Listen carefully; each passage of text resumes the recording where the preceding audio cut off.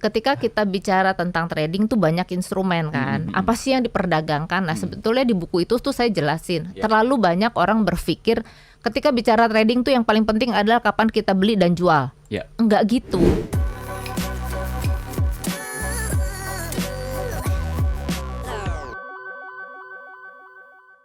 Bu Alis, tadi kita di awal ada minyak yang harganya fluktuatif, dampak perang Rusia Ukraina dan juga resesi dan lain sebagainya gitu. Sebetulnya impactnya ke aktivitas trading untuk masyarakat di Indonesia khususnya itu seperti apa? Jadi gini loh, ketika kita bicara tentang trading tuh banyak instrumen kan. Apa sih yang diperdagangkan? Nah, sebetulnya di buku itu tuh saya jelasin. Terlalu banyak orang berpikir ketika bicara trading tuh yang paling penting adalah kapan kita beli dan jual.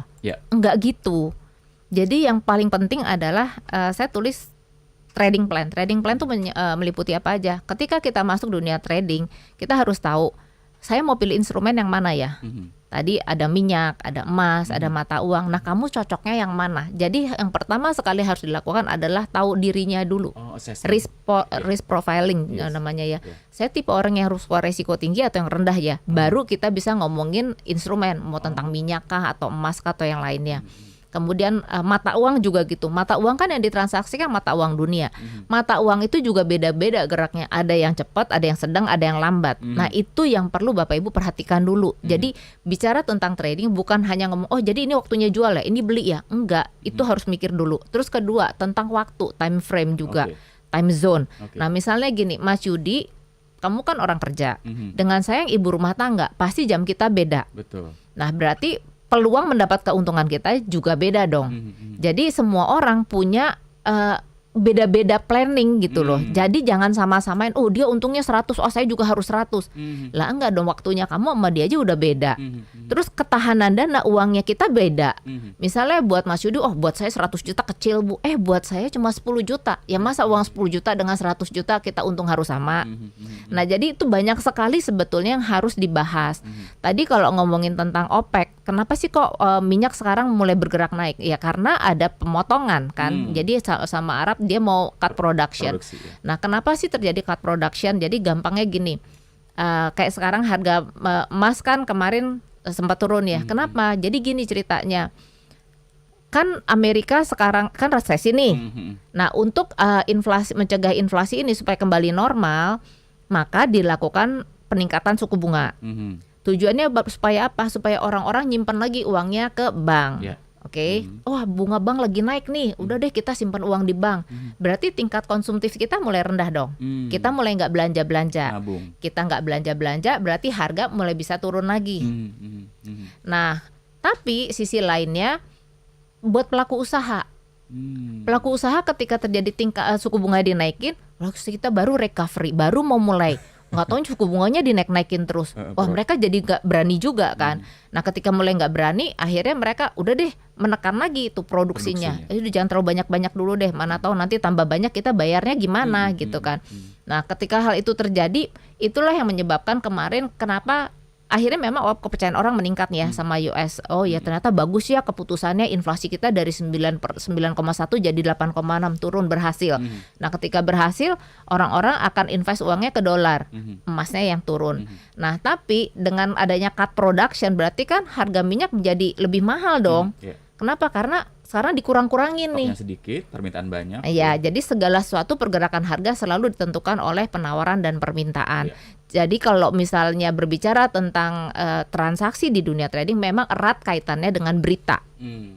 Maka jangan pikir kita bisa tenang-tenang aja, bisa tebak-tebakan nih harga mau naik atau mau turun, nggak bisa. Ada banyak faktor yang Anda harus perhatikan. Yang pertama adalah analisa fundamental, dan ini yang materi yang akan saya ajarin nanti ya. Sabtu minggu ini memang ada 4 jam. Jadi ini bukan hanya preview, tetapi saya ngajarin tentang basic trading itu apa. Anda harus ngerti bagaimana yang pertama ya. Bagaimana cara menyusun keuangan dulu. Modalmu mau berapa?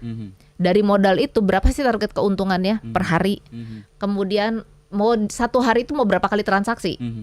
Kemudian berapa resiko yang sanggup kamu tanggung? Jadi bicara resiko pun harus diomongin dari depan. Oh ya, saya resiko oke deh Bu, dari 1.000 saya hanya mau 100 misalnya atau 200.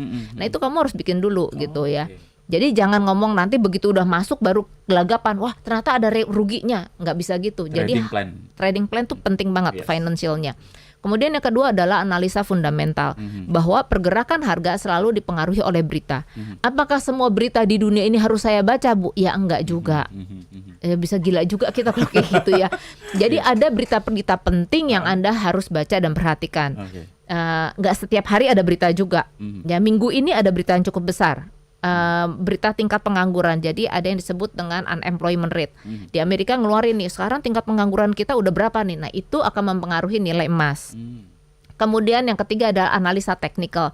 Kapan waktu terbaik untuk Anda melakukan transaksi jual ataupun beli? Ya, nanti kita belajar secara chart itu biasanya. Kemudian yang keempat adalah risk management. Jadi ini ada transaksi yang ada resikonya. Tapi tadi saya udah ngomong di depan, resiko nggak usah kamu takut. Selama bisa kita minimalkan, ya kita jalanin. Karena hidup kan selalu ada resiko ya. Resiko kita berangkat sekarang nggak taunya kena banjir. Nah itu gimana tuh antisipasinya gitu ya, risk management.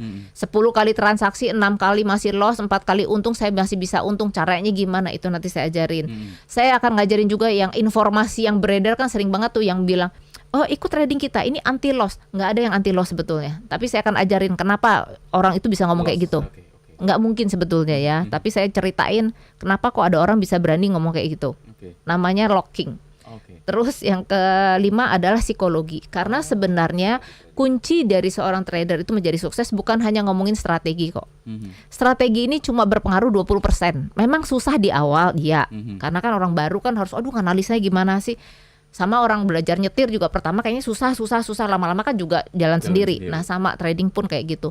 Sebetulnya strategi hanya butuh 20%, 50% yang dipengaruhi oleh faktor psikologinya kita. Psikologi seseorang yang menentukan transaksi ini bisa berhasil atau tidak. Karena kebanyakan orang kalau udah untung susah berhenti. Pengen lagi. Udah rugi juga begitu. Waduh udah rugi, harus cepat balik modal. Akhirnya ruginya tambah banyak. Jadi yang paling penting adalah bagaimana mereka bisa memaintain psikologinya dengan baik. Nah itu nanti juga akan saya kupas, saya kelarin. Nih loh Pak, yang contoh orang-orang untung, ini contoh orang-orang yang rugi. Jadi nanti Anda bisa ambil kesimpulan kenapa bisa untung, kenapa bisa rugi. Nah Anda harus gimana?